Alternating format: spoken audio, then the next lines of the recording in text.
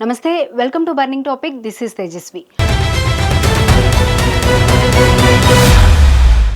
YouTuber Jyoti Malhotra కేసులో దర్యాప్తు చేసే కొద్దీ సంచలన విషయాలు బయటకు వస్తున్నాయి.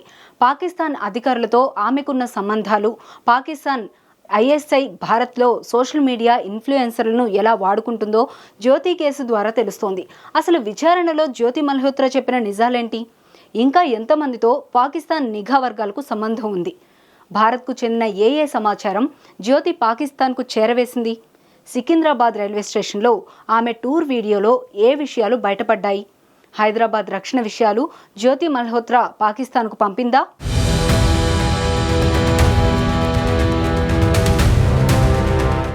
హర్యానాకు చెందిన యూట్యూబర్ జ్యోతి మల్హోత్రా కేసు సంచలనం సృష్టించింది. మే 17న ఆమెను పాకిస్తాన్ ఇంటర్ సర్వీసెస్ ఇంటెలిజెన్స్ కోసం గూఢాచర్యం చేసిన ఆరోపణలతో హర్యానా పోలీసులు అరెస్ట్ చేశారు. ఈ కేసు ప్రస్తుతం నేషనల్ ఇన్వెస్టిగేషన్ ఏజెన్సీకి అప్పగించారు.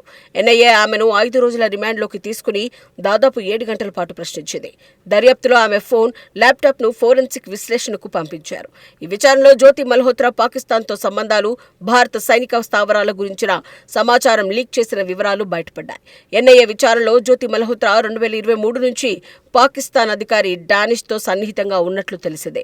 ఆమె వాట్సాప్, టెలిగ్రామ్ వంటి ఎన్క్రిప్టెడ్ యాప్ల ద్వారా సమాచారం పంపింది. భారత సైనిక స్థావరాలు, సరిహద్దు కదలికల గురించి కీలక వివరాలు ఆమె ఐఎస్ఐకి చేరవేసినట్లు గుర్తించారు. ఆమె ఫోన్లోని చాట్ లాగ్లు డిలీట్ చేసిన ఫోరెన్సిక్ విశ్లేషణ ద్వారా కొన్ని కీలక మెసేజ్లను తిరిగి రాబట్టారు.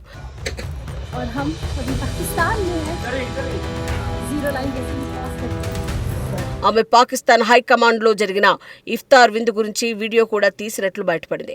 ఇది ఆమెకు పాక్ అధికారులతో సంబంధాలను బయటపెడుతోంది. Hello Danish ji, thanks for inviting. Oh, no problem. मुझे पहुंच गए मैं फाइनली पाकिस्तान हाई कमीशन.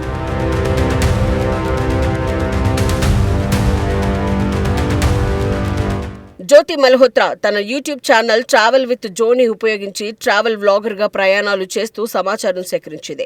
ఆమె పాకిస్తాన్ను 3 సార్లు, అలాగే చైనా, బంగ్లాదేశ్, థాయిలాండ్లను సందర్శించింది. ఈ పర్యటనల సమయంలో ఆమె ఐఎస్ఐ ఏజెంట్లతో సంప్రదింపులు జరిపింది. ఢిల్లీలోని పాకిస్తాన్ హై కమిషన్ అధికారి డానిష్తో ఆమె సన్నిహిత సంబంధాలు కలిగి ఉంది. ఆమె సైనిక స్థావరాల సమాచారాన్ని ఫోటోలు, వీడియోల రూపంలో సేకరించి ఎన్క్రిప్టెడ్ యాప్ల ద్వారా పంపింది. ఈ సమాచారం పహల్గామ్ ఉగ్రదాడి వంటి ఘటనలకు సహాయపడి ఉండవచ్చని అధికారులు అనుమానిస్తున్నారు. సికింద్రాబాద్లో మెట్రో రైలు ప్రారంభించినప్పుడు కూడా ఆమె ఇక్కడకు వచ్చింది. మొత్తం వీడియో తీసి యూట్యూబ్లో అప్లోడ్ చేసింది. అప్పుడు జ్యోతి ఎక్కడెక్కడ ఉంది, ఎవరెవరిని కలిసిందనే విషయాలు రాబడుతున్నారు. హైదరాబాద్లోని కీలక రక్షణ సంస్థలకు సంబంధించిన సమాచారం ఏమైనా జ్యోతి పాకిస్తాన్ చేరవేసిందా అనే కోణంలో కూడా దర్యాప్తు చేస్తున్నారు. జ్యోతి మల్హోత్రా సాధారణ కుటుంబ నేపథ్యం నుంచి వచ్చినప్పటికీ ఆమె లగ్జరీ లైఫ్ గడుపుతోంది. దీనికి డబ్బులు ఎక్కడి నుంచి వస్తున్నాయో సరిగ్గా చెప్పడం లేదు. జ్యోతి యూట్యూబ్ ఛానల్లో వీడియోలు, ఇన్స్టాగ్రామ్ పోస్టులు చేస్తూ ఆమె ఖరీదైన హోటల్లో బస చేయడం, విదేశీ పర్యటనలు, లగ్జరీ బ్రాండ్ ఉత్పత్తుల వాడకాన్ని తెలియజేస్తున్నాయి. దర్యాప్తులో ఆమెకు ఐఎస్ఐ నుంచి వచ్చిన నిధులతో సంబంధం ఉండొచ్చని అనుమానిస్తున్నారు.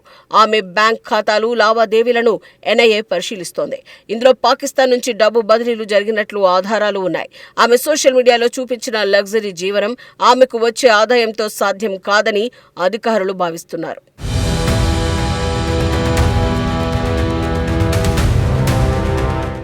ఏప్రిల్ 22న జమ్మూ కశ్మీర్లోని పహల్గామ్ బైసరన్ లోయలో జరిగిన ఉగ్రదాడిలో 26 మంది పర్యాటకులు మరణించారు. ఈ దాడికి కొన్ని నెలల ముందు జ్యోతి మల్హోత్రా పహల్గామ్ను సందర్శించినట్లు దర్యాప్తులో తేలింది. ఆమె ఈ ప్రాంతంలో సైనిక కదలికలు, భద్రతా ఏర్పాట్ల గురించి సమాచారం సేకరించి ఐఎస్ఐకి చేరవేసినట్లు అనుమానిస్తున్నారు. ఆమె పర్యటన సమయంలో తీసిన ఫోటోలు, వీడియోలు దర్యాప్తు అధికారులకు కీలక ఆధారాలుగా మారాయి.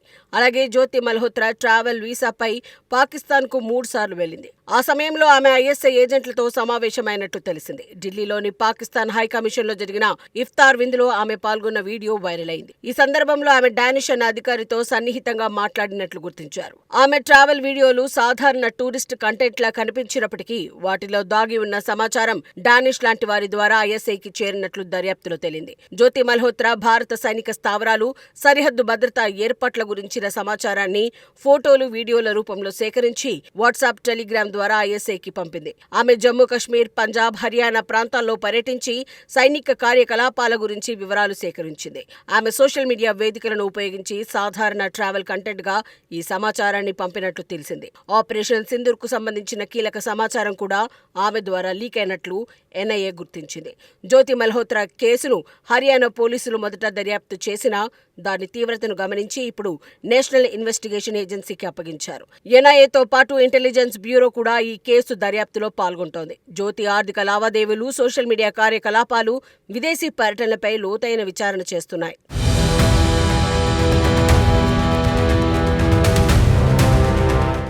జ్యోతి మల్హోత్రాతో పాటు 6 భారతీయులను హర్యానా పోలీసులు అరెస్ట్ చేశారు. ఇందులో 2 మహిళలు కూడా ఉన్నారు.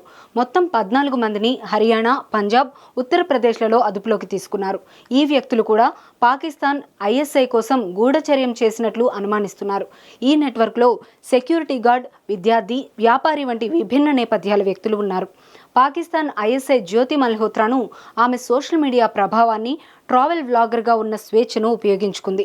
ఆమె యూట్యూబ్ ఛానల్, ఇన్స్టాగ్రామ్ ఖాతాల ద్వారా సాధారణ పర్యాటకురాలిగా కనిపిస్తూ సైనిక స్థావరాల సమీపంలో సమాచారం సేకరించింది.